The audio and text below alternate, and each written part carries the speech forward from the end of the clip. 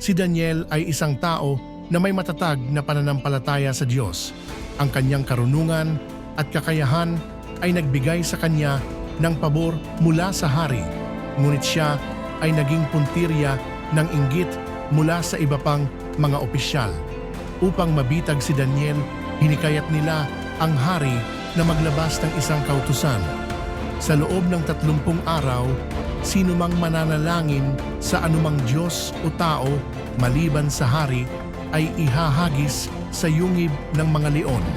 Sa kabila nito, patuloy na nananalangin si Daniel sa Diyos ng 3 beses sa isang araw na nakaharap sa Jerusalem. Bilang resulta, siya ay inihagis sa yungib ng mga leon. Kinabukasan, pumunta ang hari sa yungib at tinawag, O Daniel, na lingkod ng buhay na Diyos, ang yubagang Diyos na iyong pinaglilingkurang palagi ay makapagliligtas sa iyo sa mga leon?